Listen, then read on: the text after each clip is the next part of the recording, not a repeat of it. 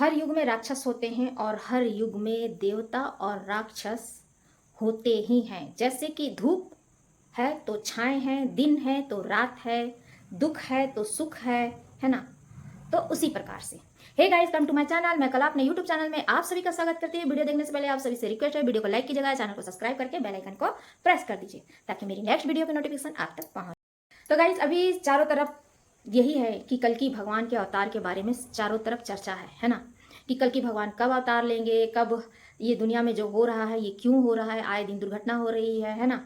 और जो अजीब अजीब चीज़ें हो रही है, जैसे झाड़, पीपल के झाड़ में कमल का फूल का खिलना है ना, एरोप्लेन का क्रैश हो जाना एक के बाद फिर अपने आप आग लग जाना है ना, फिर पुलवामा पुलवामा जो है अटैक, वो एक अलग। तो ये सब जो घटनाएं हमें कुछ ना कुछ संकेत देती है कि कहीं अदृश्य शक्तियां, जो कहीं कल की है, जो अदृश्य शक्तियां बुरी शक्तियां हैं, तो कहीं कहीं चमत्कार से हमें ये दर्शाए, हमें ये बताया जा रहा है कि अच्छी शक्तियां भी है दुनिया में।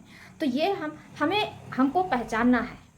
और जिस किसी के पास पहचानने की शक्ति हो गई अच्छी और बुरी, तो उसके लिए स्वर्ग और नर्क यही है।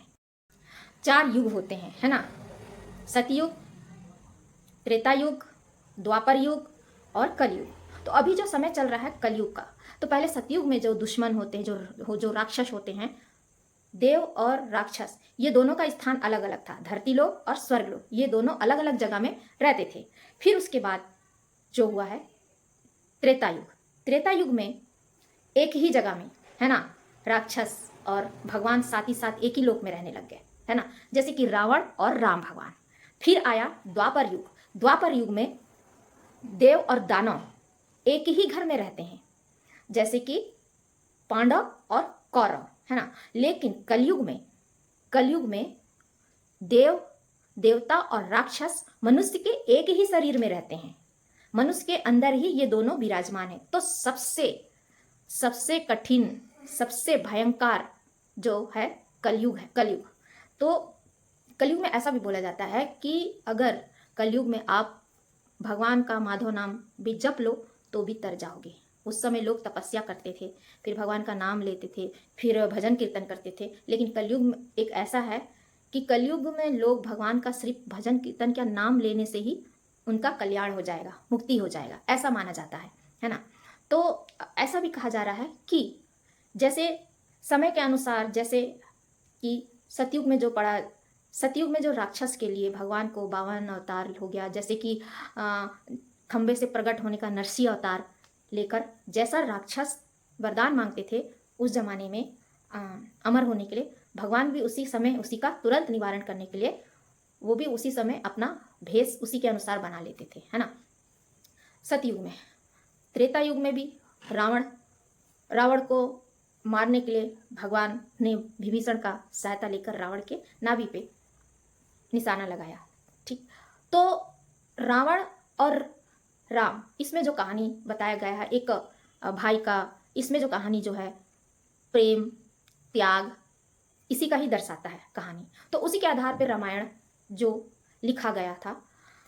और उसके बाद आया द्वापर युग। द्वापर युग में जो हमें बतलाता है कि इसमें राज्य, स्त्री और, लेकिन राज्य के लिए ही ये लड़ाई हुआ था है ना।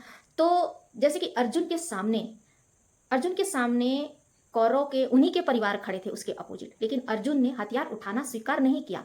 उनका कहना था कि अगर मुझे ये राज्य मिल भी जाए, अपनों को मार के अगर मुझे ये राज्य मिल भी जाए, तो ऐसे राज्य का मुझे क्या करना, वो तो मुझे पाप का कारण, पाप का भागीदार ही बनूंगा, ऐसा अर्जुन का मानना था। लेकिन अर्जुन वहां पर मतलब बहुत ही निराशाजनक थे, हथियार नहीं उठाने का कृष्ण जी से आग्रह कर रहे थे कि मैं संन्यास ले लूंगा, मैं राज्य उन्हें पूरा दे देता हूँ, मैं संन्यास ले लूंगा, लेकिन मैं हथियार नहीं उठाऊंगा, क्योंकि उसके अपोजिट भीष्म पितामह, द्रोणाचार्य, कृपाचार्य, ये सब अपने लोग ही हैं जो मुझे कहीं गोदी में खिलाए थे, कभी मुझे शिक्षा दिए थे, ये सब अपने लोग हैं, मैं उन पर हथियार नहीं उठा सकता। लेकिन वहां पे कृष्ण ने उनका जो शिक्षा दी, जो ज्ञान दिया, जो वहां पे जो शिक्षा दी, वही महाभारत का एक ग्रंथ तैयार हुआ, जिसको सुनकर अर्जुन के अंदर में जितनी भी भ्रम थी कि ये दुनिया पूरी माया जाल है, ये शरीर जो है एक आत्मा है, एक शरीर मरता है तो दूसरा ये कपड़े की तरह बदलता है, बस वही सब बताया गया। तब जाके वो आज हमें वो कलयुग के लिए दिया गया था संदेश। और उसी प्रकार से अब जो स्थिति है, जो मांग चल रही है, उस पे यही दर्शाया जा रहा है कि कलयुग में अच्छे और बुरे, देव और दानव हमारे ही शरीर के अंदर है। तो इसको पहचानना बहुत जरूरी है अभी कलयुग में। और इसको पहचानने के लिए हमें योग, धर्म, कर्म, मतलब भक्ति भावना से ही हमको ज़्यादातर ध्यान से ही हमको अपने आप को पहचानना है, सही गलत को पहचानना है ना। जो कह रहे हैं ठीक है, जो पहले के ग्रंथ है जो कलयुग में अभी वो नहीं होंगे, लेकिन हम उसे पढ़कर हम एक सुरक्षा कवच तो तैयार कर सकते हैं अपने। और हालांकि हमें पहचान में नहीं आएगा सही गलत कौन है, हम नहीं पहचान सकते, किसी के अंदर जल्दी जा करके नहीं देख सकते हैं, लेकिन एक काम तो कर सकते हैं। जैसे कि कुछ लोग बता रहे हैं उस ग्रंथ का, कलयुग में उस ग्रंथ से अभी अपने अपने जो भी बुक निकाल रहे हैं, पढ़, अच्छी बात है, वो भी पढ़ना चाहिए, लेकिन ऐसा नहीं है।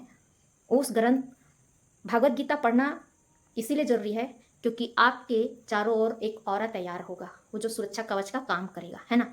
वो जो है महाभारत का जो भी लिखा गया है ग्रंथ, सॉरी भागवत गीता, वो साक्षात श्री कृष्ण के मुंह से निकला गया। क्योंकि मैंने कहीं पे सोशल मीडिया में कहीं पे वीडियो देखा था कि महाभारत जो है वो उनके अनुसार से लिखा गया था, लेकिन अभी जो है कलयुग में अब जो बुक आ रही है, पता नहीं कोई बुक है, शायद हो भी सकता है, लेकिन अब कलयुग में जो है हमें अपने तरीके से इसे देखना है। और कलयुग में रामायण में जो दिखाया गया था पत्नीव्रता, हमारा वो मेन कहानी रामायण में वही था, पत्नीव्रता, एक पति पत्नीव्रता और त्याग और भाई प्रेम, ये 3 चीज दर्शा रहे थे।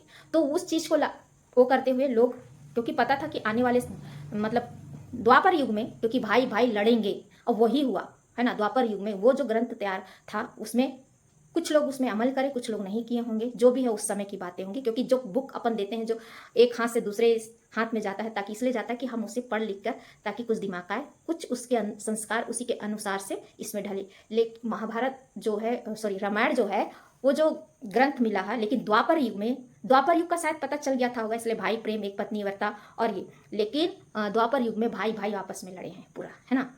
लेकिन द्वापर युग में जो तैयार हुआ इसमें राज्य, एक बात याद रखना, राज्य का ही मेन था, उसमें ना कोई औरत ये सब का नहीं था, लेकिन राज्य मेन था।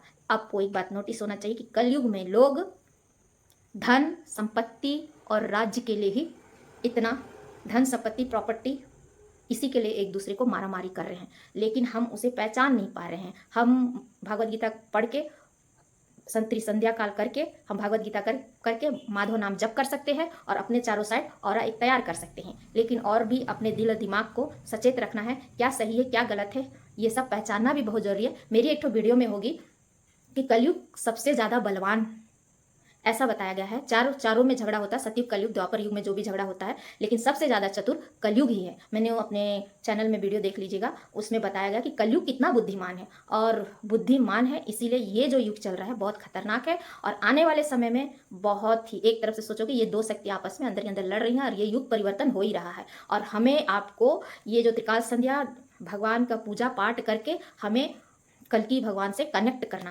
है ना। इसी के साथ ही मैं वीडियो को यहीं पे एंडिंग करती हूँ। वीडियो पसंद आए तो वीडियो को लाइक कीजिएगा, चैनल को सब्सक्राइब करके बेल आइकन को प्रेस कर दीजिए। और रही बात, अगर मेरे वीडियो में कुछ ज़्यादा हो गया होगा, कम हो गया, तो उसके लिए मैं माफ़ी चाहती हूँ। धन्यवाद।